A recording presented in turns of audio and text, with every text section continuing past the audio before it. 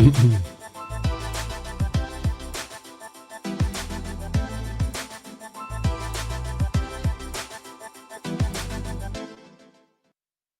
right, hey everyone, I'm Daryl Stringer and welcome to episode 2 of the Build a Photography Business Show, where I help photographers like you with photography, marketing and pricing. All right, in this episode, we're going to chat with a photographer in Raleigh, North Carolina. We're going to cover some training on how to balance your business and be clear on what you need to work on. And we'll finish off with an open question and answer time. And I will note that we are streaming live to Facebook and YouTube. So if you do leave a comment, I may highlight it during the show. So just keep that in mind. All right, let's get into it.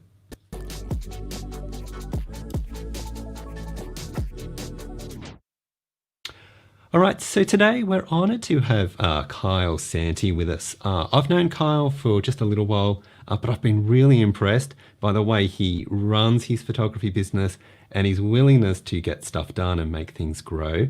So let's bring him in and we'll have a bit of a chat. All right, there we go. Hello, Kyle. How are you? Good. How are you? Oh, well, thanks. Sorry, let me just click here. All right. Why don't you first up just introduce yourself really quickly. Sure. Tell us about your business. Well, as you said, I'm in Raleigh, North Carolina, and I offer pretty much whatever any agent would need to market their listing or their business. So photos, video, aerials, 360 tours, pretty much anything they need. Right. Cool. Yep. And what do you love about photography? Like, why do you do this and real estate photography and all the other forms that you do?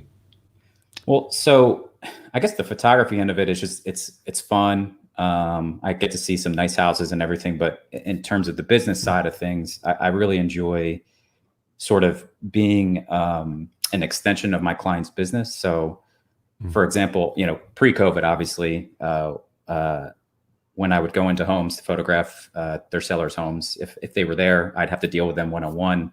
Sometimes if the agent couldn't make it. So I kind of take pride in the fact that they trust me enough to go on my own, and they know that their client's not going to be treated in a bad way or rude or anything like that. Yeah. So, yeah. Yeah, cool. Have you had anything, like any feedback from any owners or agents around that? Just that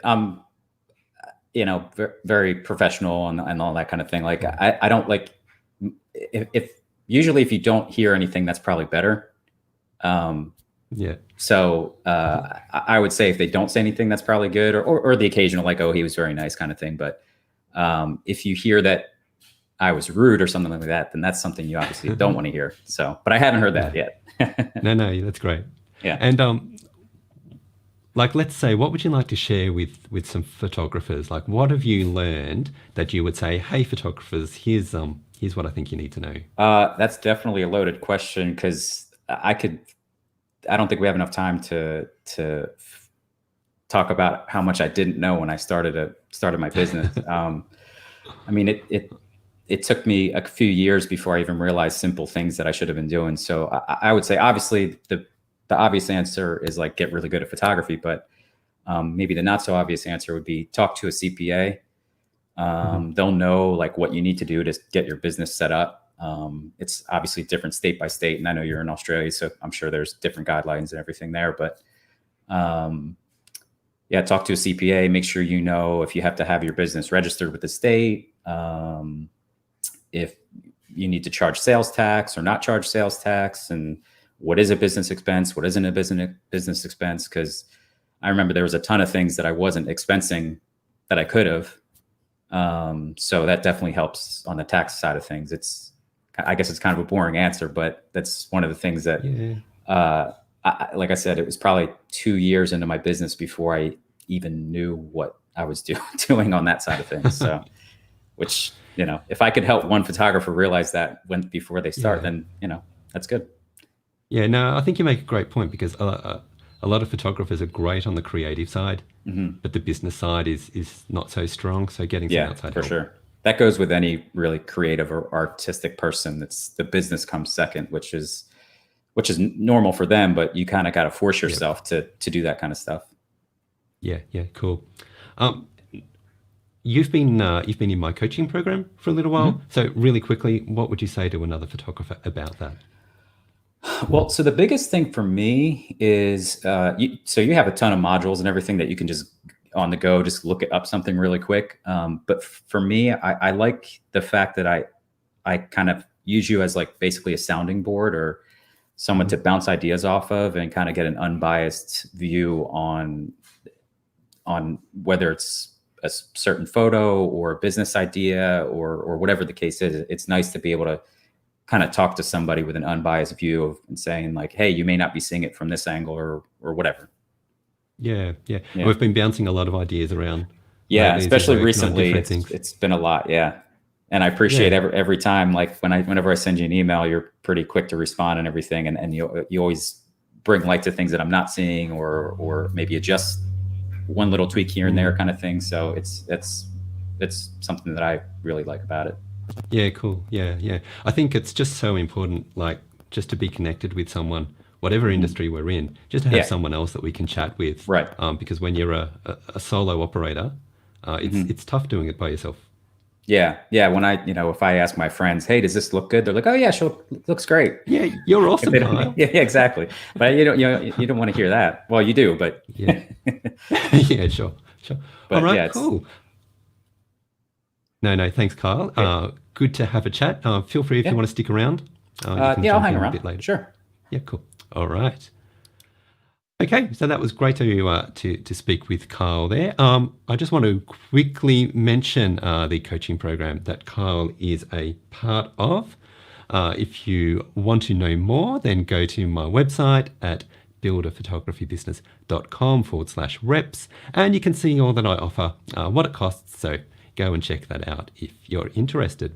All right, let's get into some training.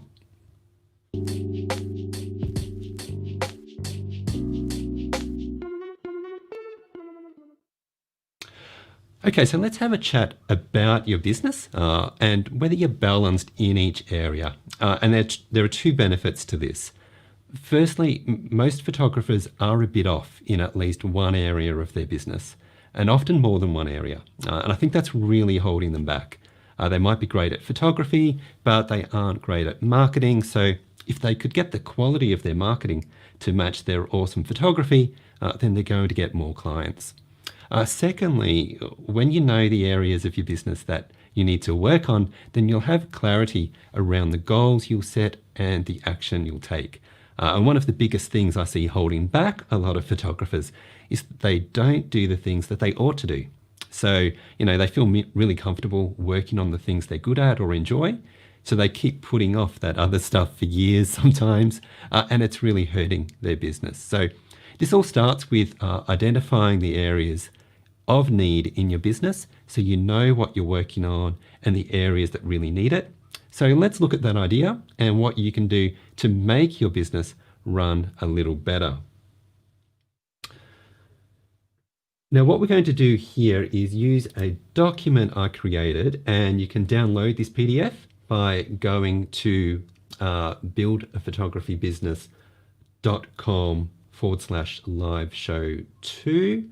I didn't put the address up here, but buildaphotographybusiness.com/live show 2. And we're going to work through this graph that you can see there on the left. And we're going to look at where your business sits across these 5 areas. So photography, marketing, financials, so pricing and budgeting, time management, and online presence, so your website and social media. So whether you've got that document or if you're just working on your own thing, I want you to give yourself a score out of 10 for each of these categories and then plot where you sit on the graph. Kind of gives you a bit of a visual look at how you're going. Just make sure you're really honest with yourself.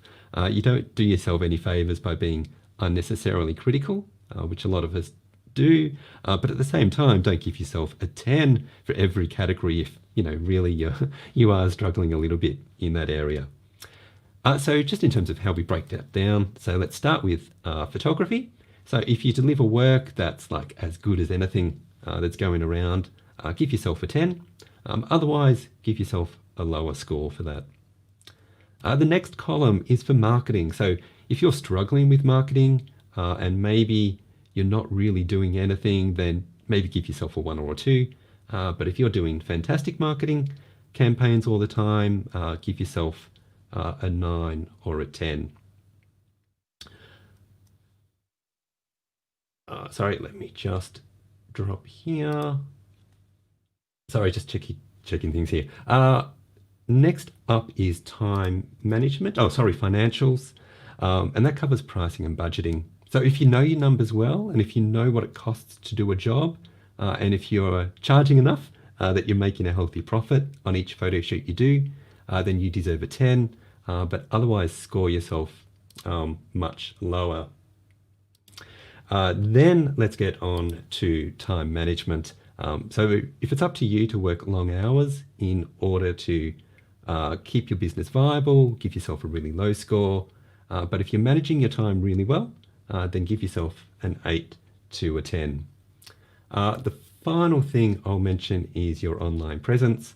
So do you have an amazing website that looks fantastic and ranks really well in the search results? If so, then give yourself a really great score. That's fantastic. If not, then give yourself a much lower score. All right, so what does your graph look like? Now, you'll probably find that you're high in some areas, but low in others. And it's those low scoring categories that you need to work on first. So for example, like maybe your graph looks like this, where you're doing really well across most things, but maybe your time management score is low because you're staying up late every night doing photo editing, and maybe that's what you need to work on.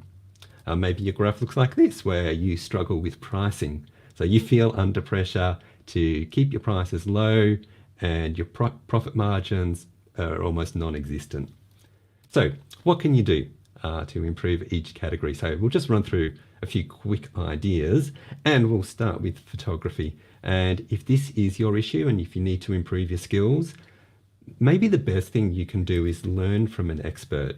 There are some great real estate photography and architectural photography training courses out there. This is something I offer as well if you're interested.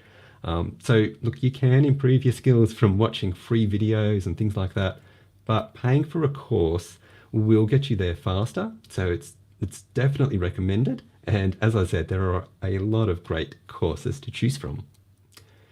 Now, maybe you need to work on your marketing. And if that's the case, just start simple.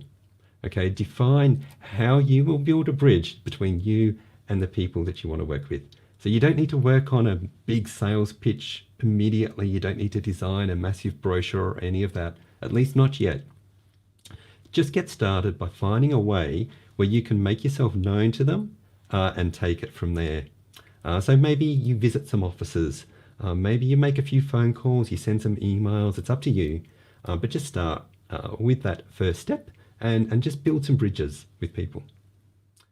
Maybe the next one is financials. So if you don't know your numbers yet, then just set yourself a goal to dig deep into that and work out what each individual photo shoot cost you. Now that's like a whole episode on its own to really break down a lot. I might do that another day. But for now, just do what you can to calculate what it costs you to do a single photo shoot, and then you'll be in a much better position to set appropriate fees because you'll know where you're starting from. The next one could be time management. This is really important and it probably varies for everyone. So for some of you, the easy way to fix your time management issue is for you to start outsourcing your photos, the editing of your photos. I spoke about that last week in this show. That alone will give you maybe 2 or 3 or 4 hours in the evening where you don't need to do those edits. But for others, you might have a little bit more to do.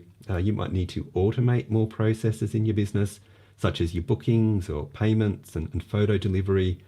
Maybe you need to make the jump and bring in someone part-time or full-time to help you take on some responsibilities. Whatever it is for you, Don't push it aside. This is something really important. You need to deal with it now. So really put this down as a task that you need to complete. The final issue to consider is your online presence. So do you need to be sharing more content on your social media channels? If so, then maybe block time out each week just to get some of that content prepared and posted. Do you need to build a more professional website?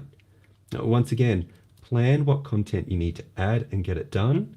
Or if you don't have time to get it done, then hire someone else to do it for you. It will be costly to get someone else to do your website, but the investment in that, it's probably going to be worth it, because it's so important to have a great website for your business.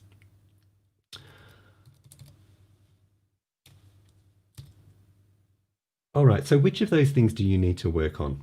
Now, maybe you have multiple areas you need to work on, and that's normal, so don't feel bad about that. But it does mean that you need to get down to work. So identify which areas you need to fix first. So look at your graph, see what areas need work. Set yourself a time limit perhaps to get it done, and then just make sure it happens for you, because if you keep putting this stuff off, which you might have been doing for a long time, then you might struggle to be successful. So I want you to commit to changing things, and aim to have a balanced business, because then you're really going to enjoy what it is you're doing. All right, so do you have any questions? You can drop them in the comments below. Happy to take anything now, or if you're watching this later on, drop something in there.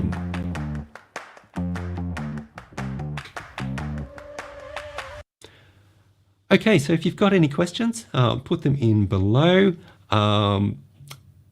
If not, then that's it for today's show. If you aren't yet following me, then here's where you'll find me on social media. I'm on Facebook at Build a Photo Business, and on Instagram. You'll also get me on YouTube and LinkedIn as well, so you can find me in those places. All right, I want to thank you for joining in. Thank you to Kyle from Kyle Santee Media in Raleigh, North Carolina as well. Thanks everyone, and I'll see you next time.